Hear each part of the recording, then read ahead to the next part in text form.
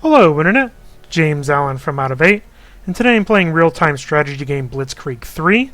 Game features 3 campaigns. This is at the very beginning of the Germany campaign, and you can change your faction at any time, although as with a lot of things in the game it involves a loading screen for some reason to switch. You get Soviet Union, you get the US, not anybody else apparently, so we'll stick with Germany as we load back to the map I was just at. Game features a large number of missions. As you can see here, this is at the beginning of the Germany campaign, right after the tutorial is over. Most of the missions involve capturing specific locations on the map or destroying specific units that are on the map. You do have some flexibility. As you progress through the campaign, you'll unlock new units that you can call down to the battlefield. The units will also gain experience over time as they go into battle.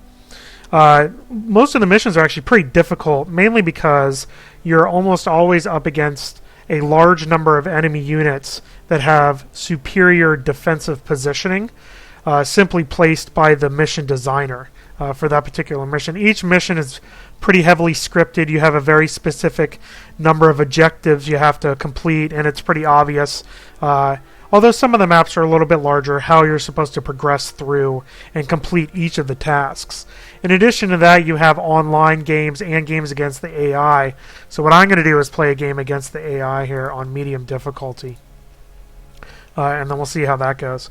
So as I said, you don't actually get to choose your units or even what you unlock. It just semi-randomly chooses them based on which era of the war you're in. Which obviously I'm in the early war here because this is early on in the campaign, and just kind of randomly picking stuff. So you end up getting a lot of units that you don't really use necessarily. So we'll find a game. Oh look, I made it against the AI. Now I'm going to deselect all these guys. What you do is you can pick up to 500 points of units to begin with, and then you can call the rest in as reinforcements over time. So I will bring most of my infantry in, and I don't necessarily, well, I'll bring in one of those guys, and I do like the tanks. I don't like the armored cars, so I'm going to get pretty close to my limit here. 20. Yeah, that's fine. I'll call on the rest for reserves. This will be fine. So we'll enter the battle.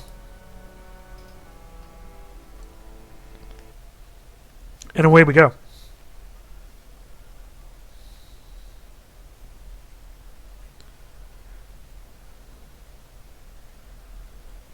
In the skirmish modes, there's only 5 maps, so you get repetitive things quite often. So on this map, what you need to do is capture these locations. You have an attack move thing, which is E, because they use the WASD keys to move around. And then I will send the rest of these guys to here. I'll have this guy scout here, and I will move him there and facing that direction because I know they got to come across this river. And then basically I'm just going to sit and wait because I can easily control these 2 areas and then leave the other one for the AI. Around most of these areas they have little defensive emplacements. I'm going to park this entire squad against this anti-tank gun, and I will do a similar thing over here with these guys. Yeah. So I'll take this guy out.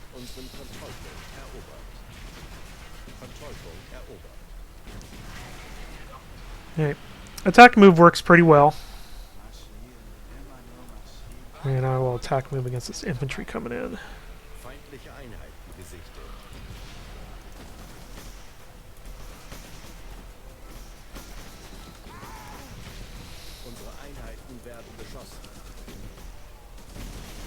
Alright, so let's park some of these guys in buildings.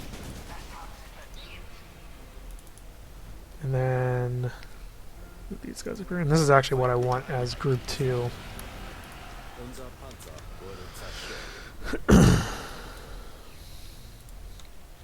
The infantry I'm not even gonna...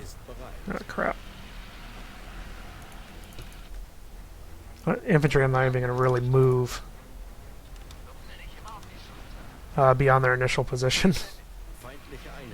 Okay, so that guy's parked and ready to go. I might actually move one of these tanks over here because I have that anti-tank gun.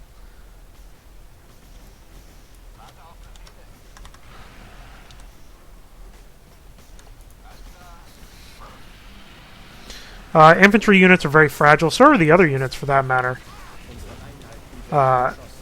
Things die very quickly, which is, I guess, befitting for the name of the game, which is Blitzkrieg. So, I guess it makes sense that things should die pretty quick. Yeah, shoot them.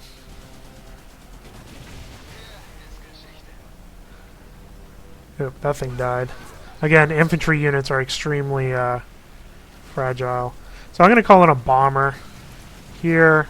You can call off-map support, use some of your reserves for that. You can also use reserve points to call in units that you didn't have points for before.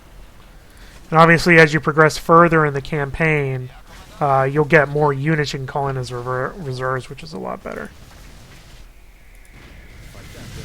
Alright, so we got that guy.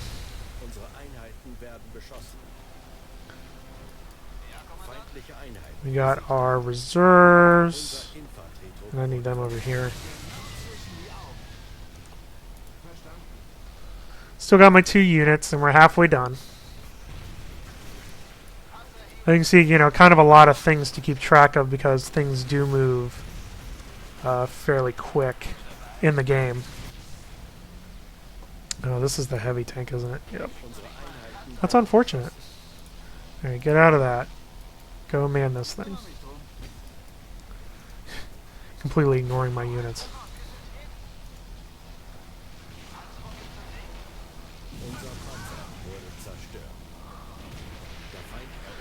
I don't know if I'm going to be able to take that guy out.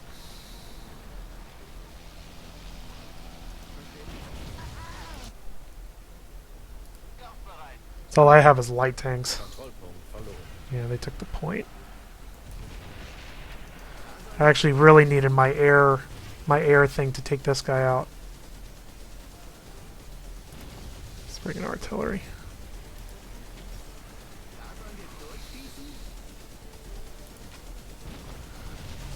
Anything else I want to bring in? Not really. Those are kind of... I hate cars. Cars are dumb. There's the arty. Just totally missed because the guy moved.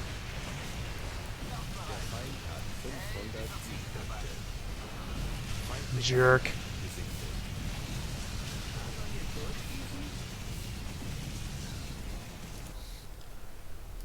Yeah, I'm still in good shape because I have a little bit of a lead here. I'm going to cap this thing. Maybe. Oh, he's hiding.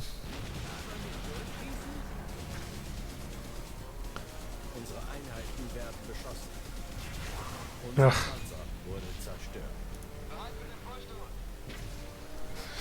I don't know, it might be close.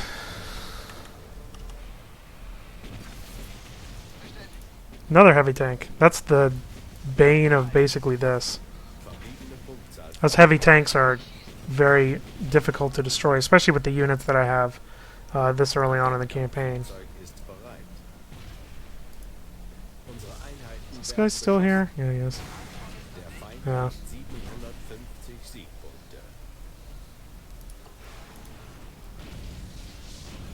Bomb him. like they're not doing anything to him.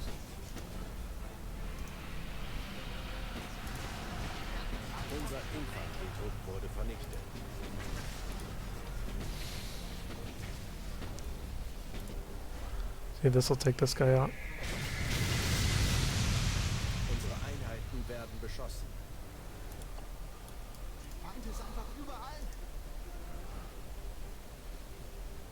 I guess still one anyway.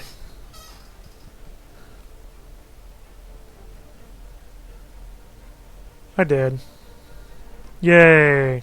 And you get some units. Light tank, light vehicle, light tank. Again, I'm pretty early on in the campaign, so not really surprising that that's what I got. That's basically it. So a lot of fast-paced battles. You know, you get the very lopsided campaign missions, which I particularly don't care for, simply because you're put at such a disadvantage. And the AI is decent enough where you don't even really have to have that much of an advantage in the game. But you're just up against, especially early on where you don't have as much choice into what units you have, you're up against units that are perfect counters for your units.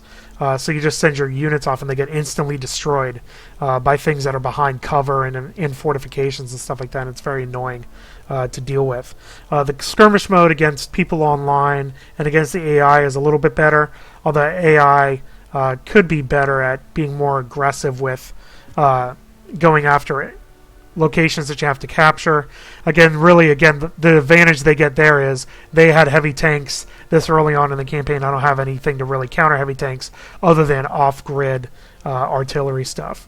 As you progress through the missions, you can actually do research, which will basically unlock buffs for specific units that will improve their stats and stuff like that. And I think really in the end, Blitzkrieg 3 just doesn't offer anything better than any other World War II real-time strategy game. I think, unfortunate for Blitzkrieg 3, it comes hot on the heels of Steel Division, which I think is a much more interesting take on the World War II strategy game. That game is easier to get into because of the slower pace. It also has deck-building elements, which are less restrictive than the ones in Blitzkrieg. In Blitzkrieg, you're really constrained by how far you've gotten in the campaign, so there isn't really that flexibility and strategy as to how you want to progress through each of the missions. So really, in the end, if you're looking for a World War II real-time strategy game, don't look at Blitzkrieg 3. You need to look at Steel Division in order to scratch that itch. So like I said, this just doesn't offer that key feature that would set it apart from all the other real-time strategy games that are available on the market. That's all I have for today. Till next time, bye now.